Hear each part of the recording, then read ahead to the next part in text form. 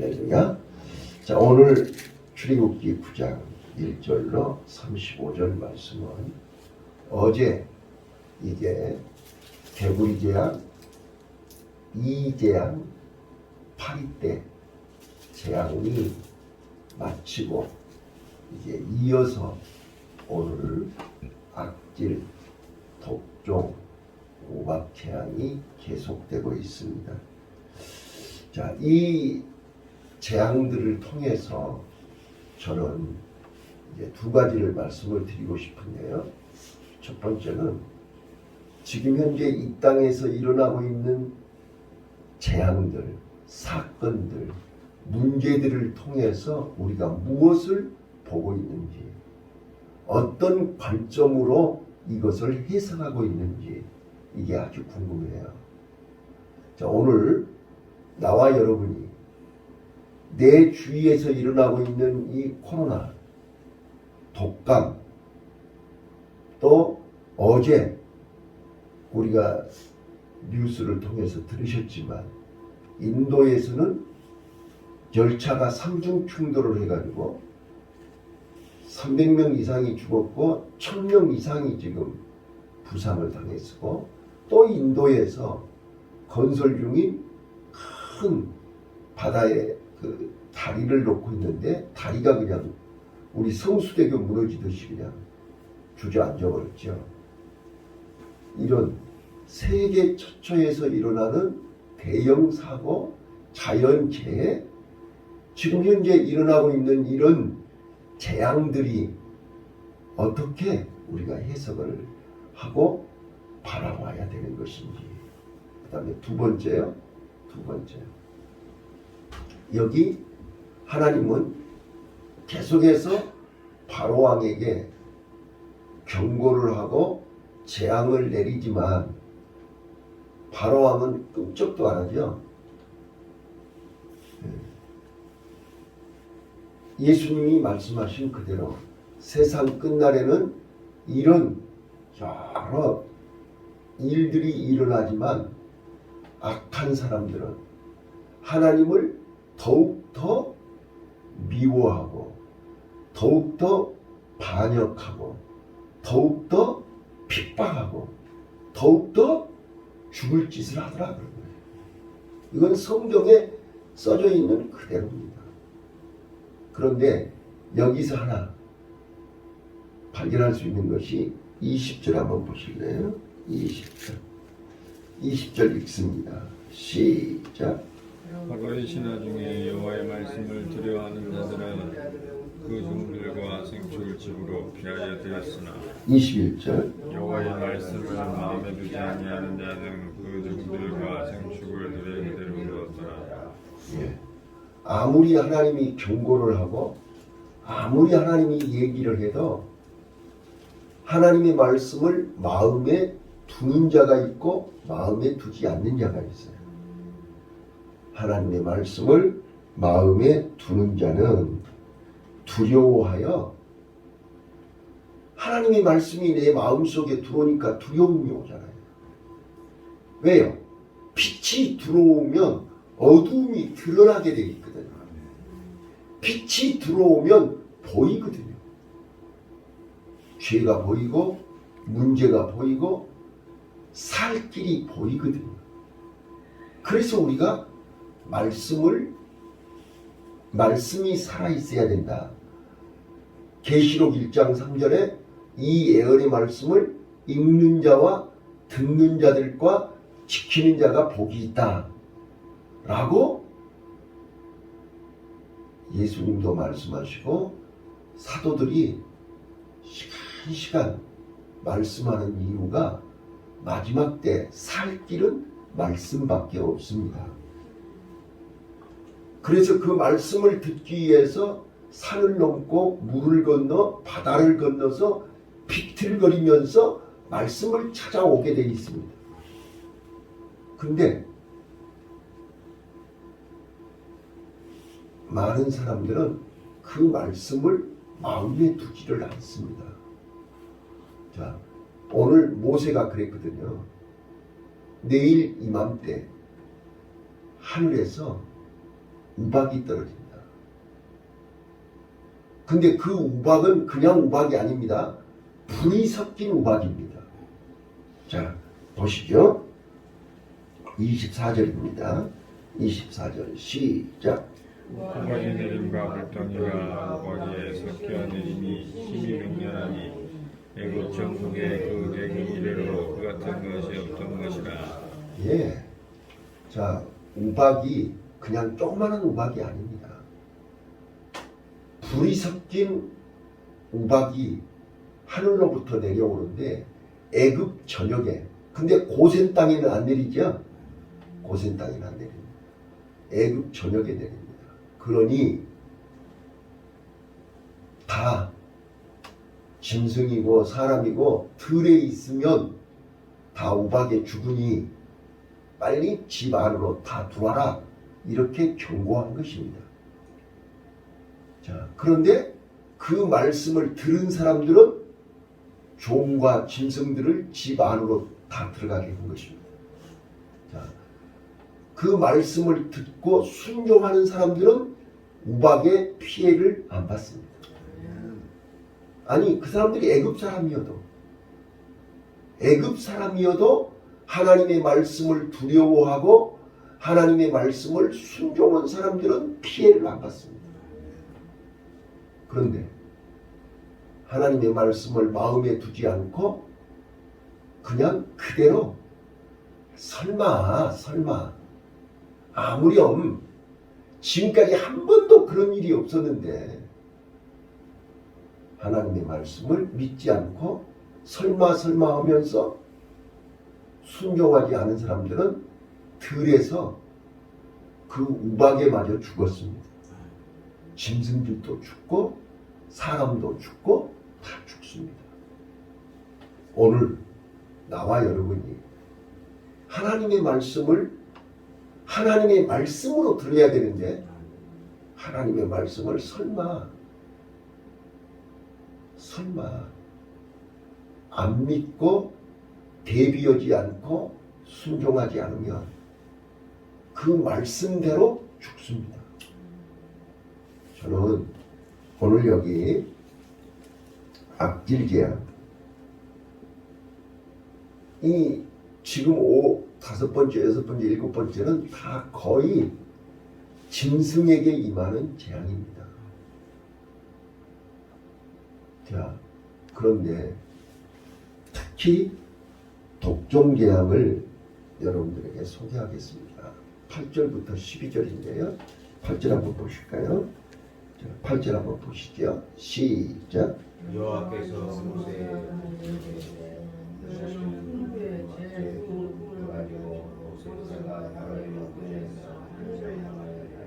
자, 여기서 보면 풀무의 재를 두 움큼을 가지고 공중에 이렇게 뿌리라 그랬잖아요. 자, 그랬더니 9절, 그 재가 애굽 온 땅에 티끌이 되어 애굽 온 땅의 사람과 짐승에게 붙어서 독종을 발하리라 그랬지 않았어요. 이제 이게 오늘 우리가 이제 아셔야 될 게 뭐냐면 애굽 사람들이 말이에요. 애굽 사람들이 여기 그 술객들이 있잖아요. 그 11절에 보면 술객들이 나와요. 술객도 독종으로 인하여 모세 앞에 서지 못하니 독종이 술객들로부터 애굽 모든 사람에게 발하였다 그랬잖아요. 이 술객들이 우리로 얘기하면 무당하고 똑같은 사람들인 거예요. 제사장이요. 그런데 지금 무당들도 구슬하려면 한 달 전, 일주일 전부터 목욕 재배하고 깨끗이 하고 제사를 지내죠. 그러려면 귀신이 임하지 않아요. 정성이 모자라서 귀신이 임하지 않아요. 여기 술객들이 그랬다고요. 술객들이 이제 히브리 말로요. 그 제사 이름이 이제 쉐인이라는 말이 있는데요. 그거 이제 불탄다, 뜨겁다, 끓는다. 얼마나 이게 가렵고 막 그래서 불탄 것처럼 빨갛고요. 막 견딜 수 없는 고통과 아픔이 이 독종이거든요. 그런데 당시 이 애굽 사람들이 타이폰이라고 하는 하늘 신에게 제사를 지내는데 어떻게 제사를 지내냐면 산, 소나 양이나 사람을 산채로 살아있는 거를 그 신에게 제물로 바치는 거예요. 무슨 말인지 알아들으셨죠? 네?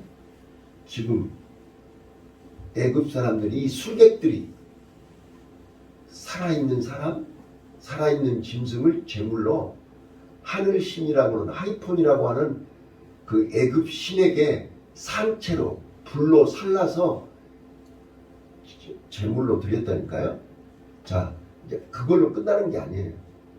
그러면 이제 다 산채로 살랐으니까 재가 남았겠죠. 그 재를 뿌리는 거예요. 그 재를. 그러면 그 재가 닿는 곳마다 화가 물러가고 그 자리에 복이 온다. 이게 하이폰 제사예요. 이해되셨어요? 그러니까 니네들이 드리는 이 하이폰 제사가 얼마나 아무 무용하고 이 제사로 인해서 너희에게 어떤 화가 오는지를 봐라는 거예요. 그래서 그들이 하는 그대로 지금 모세가 흉내를 내는 거예요. 그래서 풀무 옆에서 그 풀무가 뭐예요? 네? 사람과 짐승을 산채로 불에 태웠던 그 풀무란 말이에요. 그 재를 술객들이 뿌렸던 것처럼 모세가 뿌리잖아요, 지금. 그렇죠? 그랬더니 그 재가 닿는 곳마다 독종이 일어나는 거예요. 이제 배경이 이해되시죠? 그래서 그 독종이 얼마나 무서운 이게 질병이 되는가는 전에 욥이 그랬듯이 살이 다 썩어가지고 뼈가 나오는데도 계속 긋고 있었죠. 그렇게 무서운 질병이 독종이라는 거예요. 그런데 그 독종이 누구에게도 걸렸다고요? 술객들에게 걸렸어요. 그래서 술객들이 모세 앞에 나오지도 못하고 그 독종 때문에 애굽 모든 사람들에게 그 독종이 임했더라. 자, 그래서 11절이요. 술객도 독종으로 인하여 모세 앞에 서지 못하니 독종이 술객들로부터 애굽 모든 사람에게 발하였습니다. 그러나 여호와께서 바로의 마음을 강팍해 하셨으므로 그들을 듣지 아니하였으니 여호와께서 모세에게 말씀하신 것 같더라. 자, 계속해서 하나님께서 바로의 마음을 강팍하게 하고 완악하게 하셨다. 자, 여러분 잘 들으세요. 하나님의 말씀을 들어도 10년을 듣고 20년을 듣고 30년을 들어도 마음이 완악한 것은 그거는 저주입니다. 이걸 아셔야 돼요. 설교를 수백 번을 들어도 내 마음이 움직이지를 않는다. 저주받은 것입니다. 지금 하나님은 바로를 계속해서 마음을 완악하게 하는 것입니다. 그래야 하나님이 계속 재앙을 내리실 거잖아요. 네, 그 마음이 지금 저주받은 것입니다. 어두운 건 저주입니다. 빛이 없는 것은 저주입니다. 못하는 것은 저주입니다. 은혜 받아야 할 자리에서 은혜를 받지 못하면 저주받은 것입니다. 그래서 계속 재앙이 내리는 것입니다. 오늘 우리는 내가 깨달아지는 것 은혜입니다. 자, 여기 한번 보세요. 이제 바로가 우박 재앙을 통해서 27절 한번 읽겠습니다. 27절 시작. 바로가 바로가 사람을 보내어 모세와 아론을 불러 그들에게 이르되 이번 내가 범죄하였노라. 여호와는 오시고 나와 나의 백성은 악하도다. 자, 27절 보시면 뭐가 깨달아지시나요? 네? 바로 왕이 우박 재앙을 통해서 뭘 발견한 거예요? 뭘 발견한 거예요? 바로가 사람을 보내어 모세와 아론을 불러 그들에게 이르되 이번은 내가 범죄하였노라. 자, 그러면 지금까지는 범죄 안 했고 이번만 범죄한 것입니까? 자, 우리 인간들은요, 예? 발등에 떨어진 불만 얘기해요. 이번만 잘못했대요. 그러면 그 전에는 잘못 안 했어요? 그러니까 항상 우리는 이번만 잘못 온 거예요. 그 전에는 잘못했다고 안 해요. 또 그 다음 절 따라가는 거죠. 이번은 내가 범죄하였노라. 여호와는 의로우시고 나와 내 백성은 악하다. 본인이 악한 거 아시죠? 본인이 잘못한 거 알지요? 그런데 그때뿐이고 돌아서면 또 원점으로 돌아가요. 바로 이거란 말이에요. 우리는 말씀을 들을 때는 내가 잘못했네, 내가 죄지었네, 돌아서면 또 완악해져 버려요. 자, 마지막 34절 읽어볼게요. 34절 35절 시작.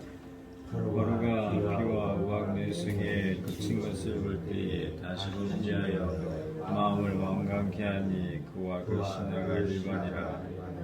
바로의 마음이 완악하여 이스라엘 자손을 보내지 아니하였으니 여호와께서 모세에게 말씀하신 것 같더라.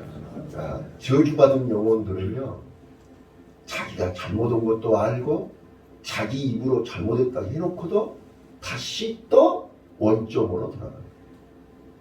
빛이 없으니까요. 말씀이 없으니까요. 은혜가 없으니까요.